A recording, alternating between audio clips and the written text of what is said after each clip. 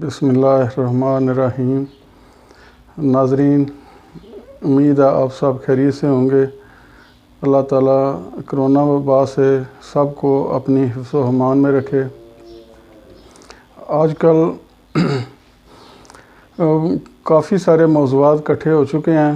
ایک تو امریکہ اور ان کے جو کرونا وائرس اور مزید جو جارج فلائیڈ کی مرڈر ہوئی ہے پولیس کے کسٹڈی میں، اس کے نتیجے میں ہنگامے اور اس کے مابعد اثرات، چائنا اور انڈیا کا لداخ کے اوپر تنازع، اس کے علاوہ دیگر چھوٹے کئی موضوعات شامل ہیں، ان پر بات کریں گے۔ لیکن سب سے پہلے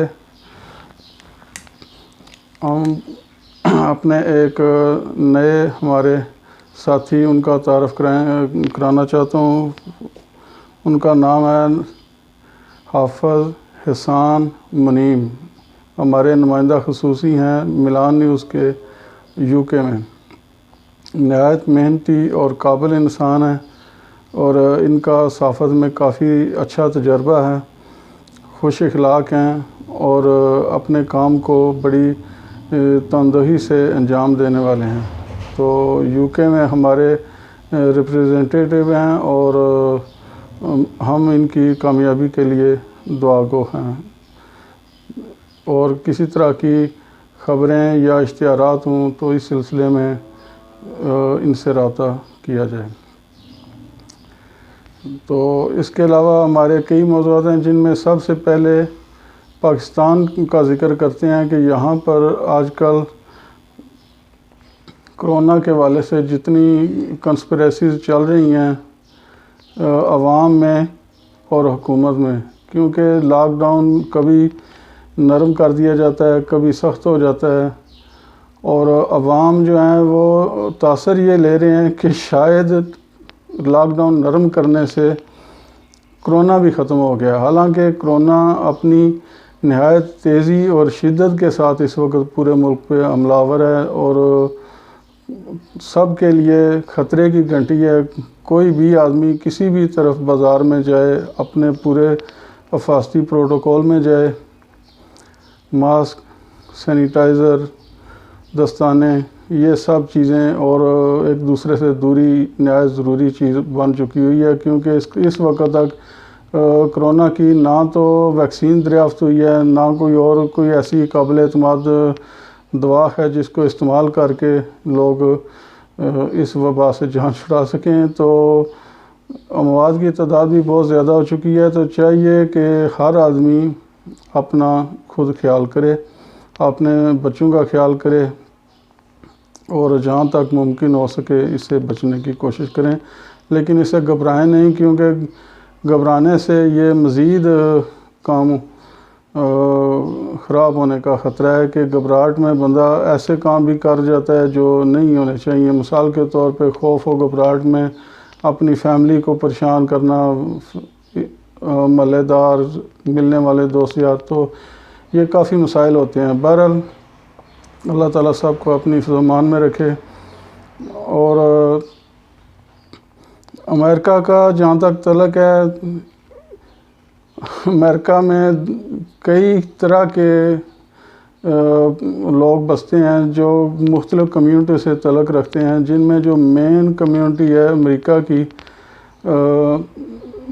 امریکی معاشرہ دو حصوں میں تقسیم ہو چکا ہوا ہے اس وقت۔ ایک طرف کالے ہیں، ایک طرف گورے ہیں۔ یہ سپریمیسی کا مسئلہ بھی بنا ہوا ہے وہاں پر، اور تشدد اور عدم تحفظ کا جو احساس ہے وہ اس وقت نہایت کھل کر امریکہ میں محسوس کیا جا رہا ہے۔ حتیٰ کہ وائٹ ہاؤس میں اس قدر زیادہ احتجاج کیا گیا کہ صدر ٹرمپ کو حفاظتی بینکرز میں پناہ لینی پڑی۔ تو یہ ایک ایسا مسئلہ ہے جس پر سارے امریکی مبصرین اور دانشور سر جوڑ کے بیٹھے ہیں کہ اس کا حل نکالا جائے، معاشرے کو تقسیم نہ ہونے دیا جائے، ورنہ جو اس وقت پوری دنیا میں نمبر 1 پوزیشن امریکہ کی ہے وہ شدید متاثر ہو جائے گی اگر یہ معاملہ مزید جاری رہا کچھ عرصہ۔ تو بہرحال امید کرتے ہیں کہ یہ معاملہ بھی اچھی طرح بحسن خوبی حل ہو جائے گا۔ ہمارے پڑوس میں اس وقت انڈیا ایک ایسا ملک ہے جو تمام پڑوسی ہمسایہ ممالک سے کئی طرح کے تنازعات میں الجھا ہوا ہے۔ کہیں وہ دوسرے ممالک کے دریاؤں پہ قبضہ کرتا ہے، کہیں پر وہ زمینوں پہ قبضہ کرتا ہے، کہیں پہ ان ملکوں کے اندر جا کے ان کی سپریمیسی کو چیلنج کرتا ہے، اپنے رول کو منواتا ہے وہاں پر۔ تو سارے ممالک اس سے تنگ تھے۔ اب آگے ایسے ہوا کہ انڈیا نے کشمیر کا سٹیٹس جب سے چینج کیا ہے تو وہاں پر بہت سارے ایسے علاقے ہیں جو ابھی تک باقاعدہ بارڈر نہیں بنے، وہ تصفیہ طلب ہیں۔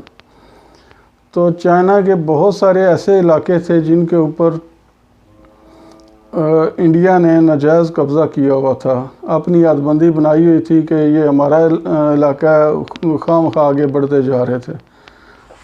تو ان کے اس اعلان کے بعد کہ انہوں نے جب سٹیٹس چینج کیا کشمیر کا، تو انہوں نے یہ کیا کہ اپنا ایک نقشہ جاری کیا کہ یہ ہمارے فلاں فلاں علاقے ہیں، اب ان علاقوں کو ہندوستانی ٹیریٹری کا حصہ سمجھا جائے۔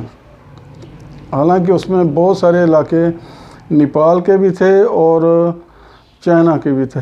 اب ہوا یہ ہے کہ چائنا اپنے علاقوں کے تحفظ کی خاطر اپنی سرحد کے اندر اپنی افواج کو لے کر آیا ہے۔ اس نے پہلی دفعہ اپنے سارے علاقوں کو قبضے میں لیا ہے آن گراؤنڈ۔ تو انڈیا میں اس بات کو لے کے نہایت تشویش پائی جا رہی ہے۔ وہ سمجھ رہے ہیں کہ شاید یہ انڈیا پر حملہ ہو گیا ہے، چائنا نے ہماری سرزمین پر قبضہ کیا ہے۔ حالانکہ ایسا کچھ نہیں ہے، وہ سارا علاقہ لداخ کا 90% ایریا چائنا کا ہے، جبکہ انڈیا اسی طرح قبضہ کرنے کی کوشش کر رہا ہے جس طرح اس نے کشمیر پہ کر لیا۔ تو ہم امید کرتے ہیں کہ یہ مسئلہ بھی خوش اسلوبی سے حل ہو جائے، لیکن یہاں پر بھی یہ چیز دیکھنے والی ہے کہ جب کشمیر کے اوپر انہوں نے سٹیٹس چینج کیا ہے، پاکستان نے امریکہ سے ریکویسٹ کی کہ ہمارے مذاکرات کرائے جائیں، مسئلہ حل کرایا جائے، تو انڈیا ہر وقت یہ ایک اس نے راگ الاپا تھا کہ ہم خود مسئلہ حل کریں گے، ہم کسی کی ثالثی کو نہیں مانتے۔ لیکن اب جب ان کو خود اپنے سر پہ پڑی ہے تو وہ دوسرے ممالک میں ٹیلی فون کر کے، امریکہ میں، مزید کئی دوست ممالک میں، تو وہ کوشش کر رہا ہے کہ ہمارا تصفیہ کریں چائنا کے ساتھ اور ہم بات چیت سے مسئلہ حل کرنا چاہتے ہیں۔ یہ اس کی کتنی بڑی دوگلی پالیسی ہے۔ اسی طرح انڈیا کے اندر سکھ ہیں، وہ کافی عرصے سے اپنے الگ ملک کا مطالبہ کر رہے ہیں، آزاد ریاست کا مطالبہ کر رہے ہیں۔ تو ان کا مطالبہ ناجائز بھی نہیں ہے اس حوالے سے کہ وہاں پر ان کی اپنی ایک اسٹیٹ تھی پہلے سکھوں کی، پنجاب ایک الگ ریاست ہوا کرتی تھی، جو کہ بعد میں ڈویژن کے بعد ان کا حق بنتا تھا کہ الگ ملک بنائیں، لیکن اس کے اوپر بھی غاصبانہ قبضہ کیا گیا۔ گولڈن ٹیمپل کا معاملہ، مزید اس طرح کے دیگر معاملات، بنگلہ دیش میں انڈیا کی سرحدی جھڑپیں اور قبضہ، ناجائز قبضہ، تو یہ اس حوالے سے پاکستان کو جو سب پہلے یہ اس بات کا نشانہ بنایا جاتا تھا کہ جی پاکستان ہمارے معاملات میں دخل اندازی کرتا ہے کشمیر میں، اب پوری دنیا نے دیکھ لیا ہے، ثابت ہو گیا ہے کہ پاکستان کا کوئی قصور نہیں ہے، سارا علاقہ انڈیا نے ناجائز قبضے میں لیا ہوا تھا۔ جیسے کہ اب نیپال کھڑا ہو گیا، چائنا اپنے علاقے پہ آ کے بیٹھ گیا، انہوں نے اپنا قبضے میں لیا اپنا علاقہ۔ تو اسی طرح کشمیر میں بھی ہمارا علاقہ انڈیا نے اپنے قبضے میں لیا ہوا تھا اور ہمارے ساتھ اس کی لڑائی شروع سے چل رہی ہے۔ تو ہماری عوام اپنی افواج پاکستان کے ساتھ ہیں، حکومت کے ساتھ ہیں، تو جب بھی کوئی مشکل وقت آیا انشاءاللہ پاکستانی قوم اپنی علاقے کی، اپنے ملک کی، اپنے عوام کی حفاظت کی خاطر اپنی افواج کے ساتھ، اپنے حکومت کے ساتھ شانہ بشانہ ہوں گی۔ تو بہرحال بہت سارے ایسے معاملات آ جاتے ہیں ملکوں میں جہاں پر پوری قوم کو ساتھ دینا ہوتا ہے حکومت کا۔ ملک کے اندر مہنگائی اور دیگر معاملات بہت زیادہ چل رہے ہیں، اور پٹرول کا معاملہ، مہنگائی کا معاملہ ایسا چل رہا ہے کہ پٹرول حکومت نے سستا کر دیا بہت سارا، جبکہ اس کے اثرات عوام تک بالکل نہیں پہنچ رہے۔